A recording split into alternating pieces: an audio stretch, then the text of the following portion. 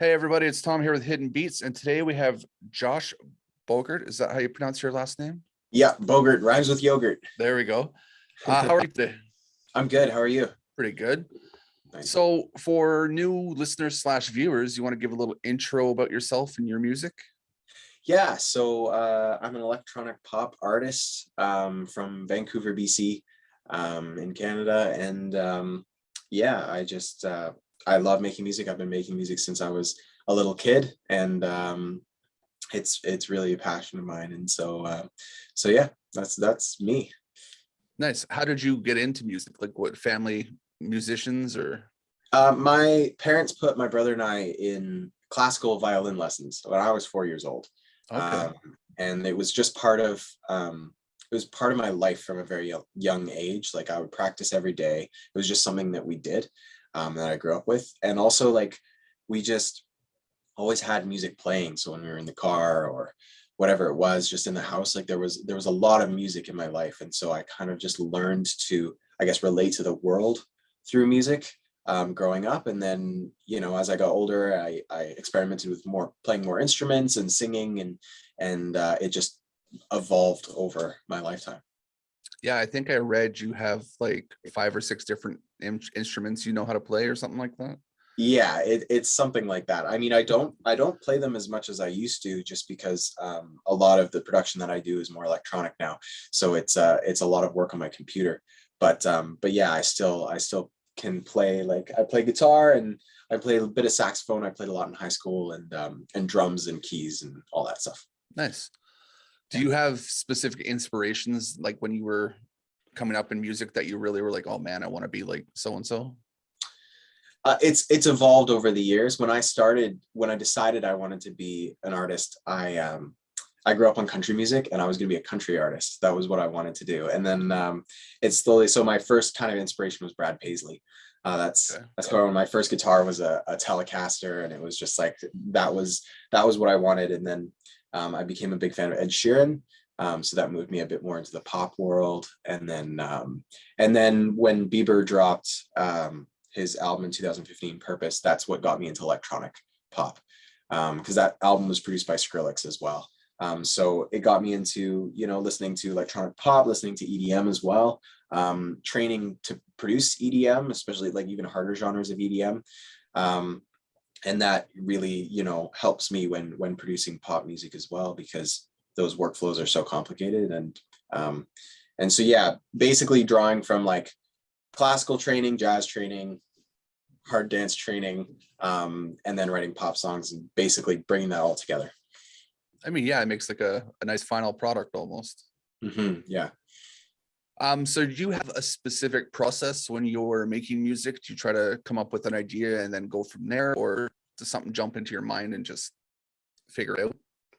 I feel like it's different every time, kind of like I do a lot of co-writing. So I'll jump into writing sessions with other artists or other songwriters, and I'll usually come in with an idea already kind of in mind, something maybe that's going on in my life, or just a cool line that I thought would be kind of hooky, and then we go from there. Sometimes it's just me sitting down here in my studio and just writing by myself. So so yeah, it can really vary. And then in terms of once the song's written, I'll go in and record vocals to a very simple beat. I'll just lay down chords and drums to record to, and then I'll get started kind of flushing out the production. Do you do a lot of your own productions with everything? Yeah, I do all of my own production. Oh, okay. Yeah. Nice. I mean, I've seen some of those softwares and stuff like that before, and man, I wish I could understand some of that. It's yeah, I started when I first started writing songs at like 12 or 13. I wanted to have recordings of them right away. So it started out as just a very simple free program and a USB Guitar Hero mic. Okay.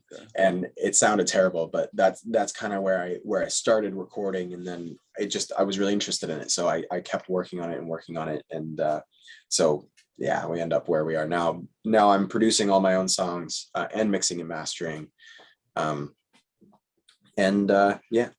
No, that's awesome. It's nice to be able to figure everything out for yourself and Mhm. be that perfectionist. Yeah, I find it's like, I have a vision for the story that I want the song to tell, and what I want it to sound like and feel like, um, right from the start when I write it. And so I find it, it's nice to be able to take that song all the way to the finished product and really keep that intact. Um, and it brings the sound together, like everything's very cohesive. Um, because I'm doing it all myself, if that makes sense. Hmm. And so the main reason we're actually here to talk today is about your newest single, Dreams, which is coming out, which is one of the ones that you produced. Yeah. So you want to tell us a bit about that one?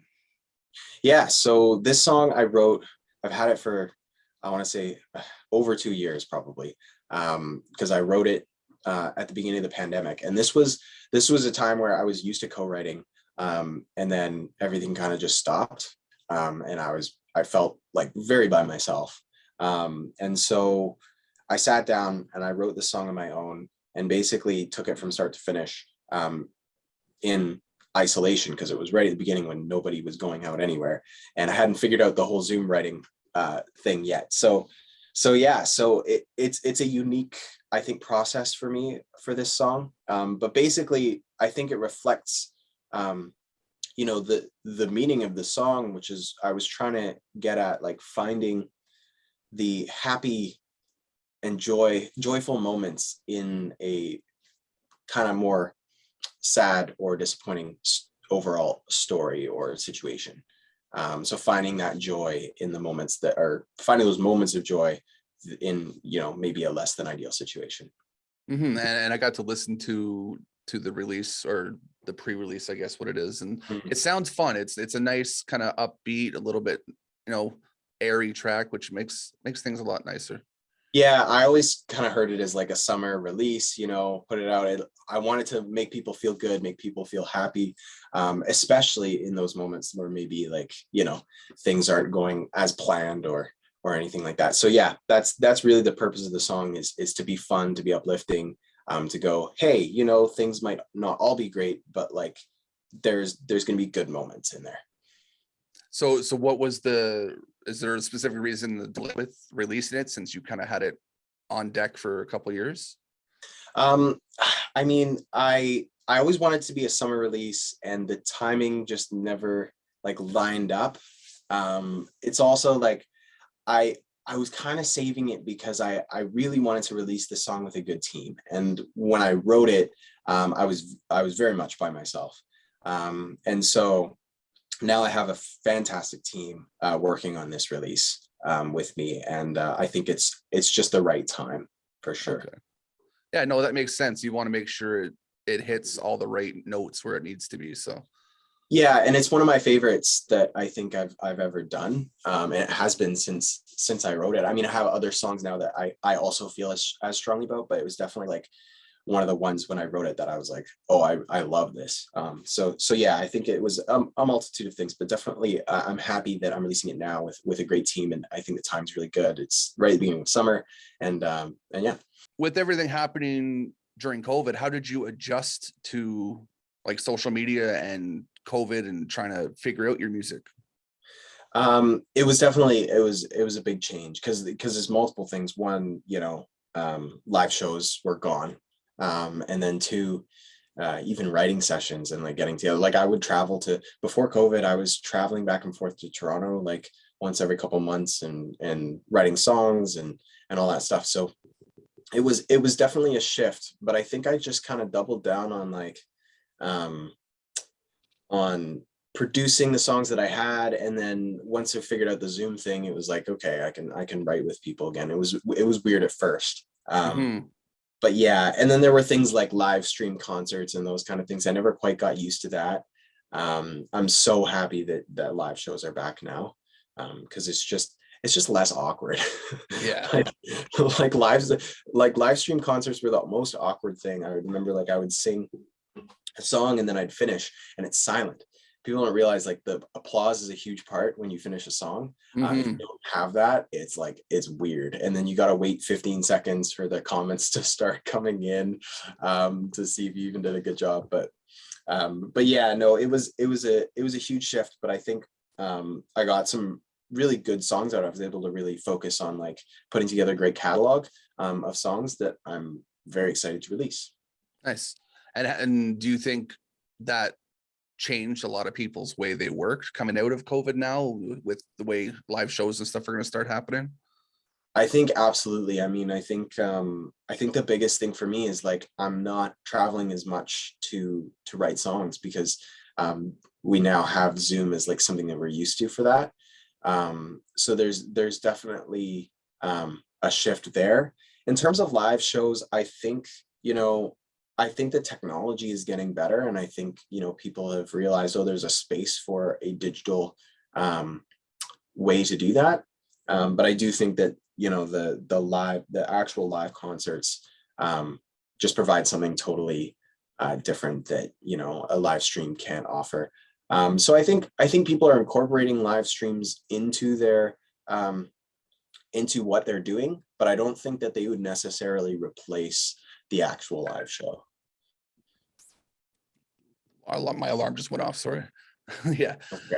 I mean, I've hit a few live shows recently because like I'm actually a photographer, so I started doing these interviews with COVID. They transitioned into that because I couldn't do anything else. And Right. getting back to a few live shows it's a different feeling, and Yeah. a lot of people I know missed things like that. For sure. I think like some of the shows that I've done, I've just gotten the impression that like people have been wanting to go to something for a really long time. So when they get there, it's like they're excited to be there. The energy is like, elevated in a way. I've actually seen people crying walking into a venue just because it was like, wow, I haven't done this in so long. Yeah, I bet, because it's a big part of people's lives, especially people that go to a lot of concerts, right? It's definitely an experience that you can't get otherwise. Do you have a lot of stuff kind of lined up that you're looking at doing now that live shows are back? Yeah, I mean, really, it's just like doing as many live shows as I can because I haven't done them in so long, and I just love doing it. It's part of what originally led to me deciding to be an artist. Was I just loved being on stage and performing. So yeah, I'm basically just planning on doing as many shows as possible. But yeah, I mean, that's really the goal. Do you have so you've done live shows before? Do you have some favorite venues and stuff you're really looking forward to getting back to? Let me think. I mean, nothing really specific. I'd love to get back on stage in Toronto. I love performing in that city. I'd also love to just like I've only ever performed in Canada, so I'd love to get kind of out of the country, travel down into the States, do some shows there. I don't know how close we are to that, but that's definitely something that I would like to do in the near future. There's definitely, it's like I work with a booking agent also for different shows, and there's tours happening, so it's possible to start doing stuff like that now. Totally. Yeah. Well, and I mean, they're lifting restrictions for border stuff. I think like just the other day they said there's no like testing even for flying. They've lifted everything. So yeah, I would definitely like to explore outside of Canada in terms of performance. Do you have like eyes on going over to Europe at some point? Yeah, I would love to go to Europe as well. It's just a matter of like, there's so many things that I want to do. So it's like, it's finding the time to do everything. I mean, I think it's like, one thing at a time, and I know I'll do them all, but definitely I'd love to go to Europe. I'd love to go to Asia. I'd love to do a world tour. That would be nice. Yeah. Would. Yeah. One of the fun questions I always like to ask, especially with Canadian artists, is do you have somebody you really would love to collab with at some point? I would love to collaborate with JP Sachs. I just want to write a song with him. Okay. He's one of my favorite songwriters just because of the way his lyrics are so descriptive. So he's like top of the list for me, I would say. I mean, there's lots of other artists too that I would love to collaborate with, but that's like the first one that comes to mind. No, that's a good one. Haven't actually heard anyone want to collab in the songwriting kind of realm versus Oh yeah. actually on stage. Right. Yeah. I mean, I would, I mean, I'd be down to do anything with, with him as well, like perform on stage. I saw him actually in Vancouver in October, and his show was incredible. So yeah, but songwriting, like he's definitely the biggest inspiration for me now with songwriting for sure. Okay, no, that's cool. Yeah. Now, one of the few things that some people might not know about you is you're also an actor. Mhm. That I read you're on a Disney show. I was, yeah. How do you balance things like that? Yeah, so I mean, that was an incredible opportunity for me, and it really introduced me to the professional industry in a way that I hadn't been before. And this was 2000, I think it was 2015 that we filmed the first season. And it really opened up a whole world of possibilities, and it got me in Toronto, where I met a lot of people that I still work with and talk to today. And yeah, it was a really incredible experience. And I'm very thankful for that opportunity. It's definitely something where I did 2 seasons on the show, and it was incredible. And I think now it's like figuring out, okay, like who am I as an artist beyond that, if that makes sense, right? Because Mhm. I played a very specific character on that show, and yeah, it was like it was a great kind of opening for me, I think is a great way to kind of think about it. And yeah, now it's like taking that and running with it and defining like, okay, who is Josh aside from Miles Lennox, the character who from backstage, right? Mhm. Yeah. Is acting something you're kind of hoping to keep going with in tandem with music, or is music your focus right now?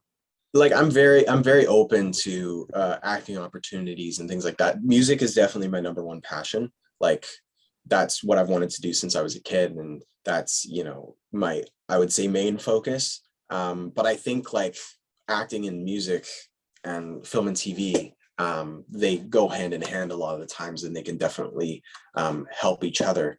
And even opportunities like sync placement, so getting songs in TV shows or in movies or trailers or commercials, like I'm also open to that kind of stuff as well. So I think the two industries are very tightly knit, and I think there's a lot of opportunity for crossover there.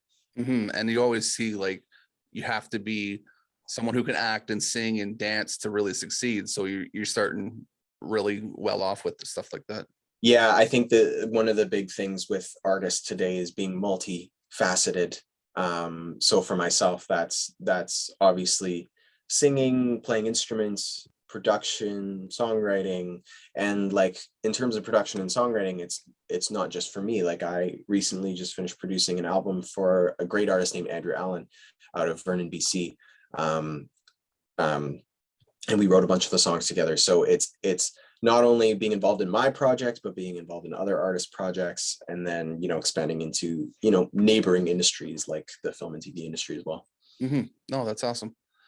Now, I have a couple questions that I like to ask everyone, and it kind of gives a little bit more insight to who you are. And Mhm. some of them are fun, give you a little bit more chance to think about something. Yeah. First one I have is, what is something on your go-to playlist that people wouldn't expect you listen to? Um, oh, I would say, I'm trying to think, because I recently separated out my playlist. So I have, this might be an unconventional answer to the question, but because I used to have it all on one playlist, and then I separated out based on like different moods. Mhm. Um, but I have whole playlists that people might not expect. So I have an entire country music playlist, um, which I love playing, especially in the summer. I have a playlist that's like punk rock and metal, Okay. which is something that I recently got into, like within the last year or two. Um, and then I have the very generic, like electronic pop playlist that sounds very much like the music I make. Mhm. So yeah, I mean, I like to listen to a lot of different genres. I'll go to like listen to soft jazz music sometimes, or I want to listen to like dubstep or whatever. Like I just kind of go back and forth based on, you know, what I'm feeling in the moment. Do you have a guilty pleasure song? I don't know if I have a guilty pleasure song. Um, I just love all the music that I play. I'm not like guilty about any of it. I'm like, this stuff rocks. I mean, I'll give you, so for mine, like Nicki Minaj Super Bass. Okay. I jam to that all the time, and it's not something you would expect someone like me to throw out there. Right. Yeah, no, that makes sense. I wouldn't expect that based on talking to you. Yeah. But great song. Mhm. Yeah, I don't know if I have any guilty ones. Not off the top of my head, anyways. I mean, a good song is a good song. Doesn't matter what Yeah. genre it is. So if it hits home with you a little bit differently, then it's always fun to listen to something. Yeah, I would absolutely agree. All right, my next one for you is, this one elicits some more thought usually for everyone. Yeah. What is one thing that you wish was asked more in interviews that's not asked enough? Oh, that's really interesting. One thing I wish was asked more in interviews. I hear all kinds of answers, so there is no real wrong answer to something like this. Yeah, as a very open question. I like it. Mhm. Let me think. Yeah. Because the standard things are like, you know, how I started, and then the stuff that I'm currently working on. Um, yeah, I mean, I don't know if it's like getting into more like uh, you're really stumping me with this. Yeah. Do people usually take this long to answer? Actually, yeah, this is about average right now. Okay, all right. I feel like I'm on the clock though. We got time. We're good. Yeah. I think just more about like, I want to say like values, and like, you know, what kind of things are important outside of music. I know like when I go into interviews, usually the goal is to talk about a new release or to talk about my music. But I don't know, like I think there's a little bit to like figuring out a person's, almost their character, if that makes sense. Mm-hmm. Yeah. No, that definitely makes sense. And I find that the way you go through an interview, you may not see it, but you find a person's character pretty good. And then if you Yeah. hit those couple of detailed questions, it brings it all home for sure. Yeah, absolutely. I like having like, I mean, with my songs, I intend to have very meaningful conversations within those songs. And I think I like it when, you know, in an interview too, it's like getting into, you know, a meaningful conversation, as opposed to, you know, just talking about like the funnest stuff, if that makes sense. Mm-hmm. There's always those cookie cutter questions, and Yeah. you guaranteed to have those every interview, but Hmm. I try to make sure that I throw in, a mix of both just to be on the safe side. Well, you definitely, I've never been asked that question before. So Mhm. Well, you'll remember it, that's for sure. yeah. No, And absolutely. so the last big one I have for you, which kind of ties into some of your character, Hmm. what is a piece of advice that you were given coming up in music that you held on to really tightly? I think it was like, this is interesting. It was advice given to me by one of the directors on the TV show that I was in. And this is Director X. He has been a music video director for many years for Justin Bieber, Drake, Rihanna, like big names. And he said to me, like, once you get into the industry, there's going to be a lot of everything's going to, especially as you get more successful, everything's going to be available to you at all times. So whether that's drugs, alcohol, that kind of stuff. And it's like it kind of blurs the line between like, you know, social and and like doing it on your own, because it's always there. You're always going to be, especially on tour, there's always going to be a party to go to and all that stuff. And so he said, you got to be aware of that, and keep yourself in check also, because nobody else is going to tell you, especially when you get to a high level. Like nobody's going to say, no, dude, you're making a bad decision. Or if you're not treating someone well, they're not going to say anything. So you have, he said, if one person says something to you, just know that there were 15 other people that saw it and didn't say anything. So you got to take that stuff really seriously. And I was like, yeah, that makes sense. Because as that gets, that success grows, I can see how it would be difficult to get that honest feedback about who you are and what you're doing. One thing I do know is that, like, I have my family and they're always like super honest with me, and if I'm being a bit of an idiot, they're gonna tell me. So family's good for that. They can keep me on my feet on the ground, and I'm very appreciative of that, for sure. No, that's perfect. And yeah, that's the first time I've heard someone say something like that, which actually does it. It is a very good point. As you get bigger, lots of things are there. Totally. Now, kind of a second part to that, what is a piece of advice you would give to someone coming up now with everything that you've learned? I would say, kind of in a different vein, but I would say patience is super important. I mean, people see me and they go, oh, you're 22. Like, you're so young, you're just getting started. And for me, it feels like it's been a long time, because I started when I was 12.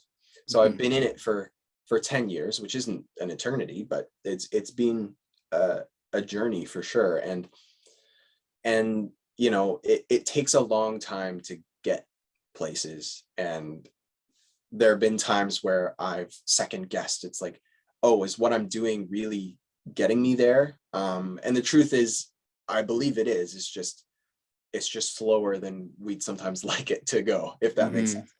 So I would say patience is a huge thing. And I would definitely tell that to anybody, especially if they're just getting started. It's like, you got to start now, you got to work and do all the things, and just not expect anything to happen right away, if that makes sense. Yeah, I mean, we're a culture of instant gratification with the way things are right now. So yeah, and I'm not perfect with it. It happens to me all the time where I'm like, oh my gosh, why isn't this happening? And I'm gonna miss this opportunity if I don't jump on it in like the next day. And it's like, kind of just reminding myself, hey, like, in this for the long run, this is what I want to do for my life. So I got my whole life to do it. No, and that's a key point. I've always thought patience has been very beneficial for everyone. Yeah. Well, that's pretty much all I have for you, short of our little hiccup with the microphone and stuff like that. We're pretty much right on time. Great. Any final notes you want to leave to listeners/viewers? I mean, just, I'd love to hear about thoughts on the song. So if people want to go to my Instagram or send me an email through my website, I love hearing, if you have a story related to my song or any of my songs that you want to share. I love hearing that stuff. So. Well, and you were nice enough to send over an acoustic recording for us. We're going to attach to the end of this, so people will be able to get a small sample of just who you are and what you do with your music. Yeah, and kind of how the song started, because it would have been, just me and my guitar. So definitely looking forward, and those who actually stayed around to this long, they'll be able to get to hear that and leave some feedback. Awesome. Well, I appreciate the time you spent with me. I mean, it's always nice to get to chat to some new, interesting people. So that was good. Yeah, no, thank you so much. I appreciate it. So we'll sign off, and I hope you have a good rest of your day. Thanks, you as well. All right, have a good one. See ya.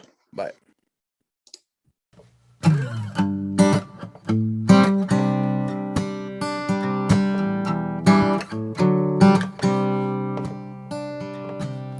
You said it's gonna be forever, with your pinky finger wrapped in mine. But it's been 2 years since we were here together, and I feel like I'm just losing time. 'Cause the sunrise feels so cold, and now I'm driving home solo. But in my dreams, you're still getting ready in my bathroom mirror. In my dreams, you're still holding my hand on my 6-speed. 'Cause I can't believe that you had to go, and I'm all alone until I'm falling back to sleep. 'Cause in my dreams, you're still holding me. That night you were standing in the kitchen, and you slowly pressed your lips on mine. I told you I'd never waste a minute. I could never with you by my side. But now the sunrise feels so cold, and now I'm driving home solo. But in my dreams, you're still getting ready in my bathroom mirror. In my dreams, you're still holding my hand on my 6-speed. 'Cause I can't believe that you had to go, and I'm all alone until I'm falling back to sleep. 'Cause in my dreams, you're still holding me. You're still holding me, yeah. You're still holding me.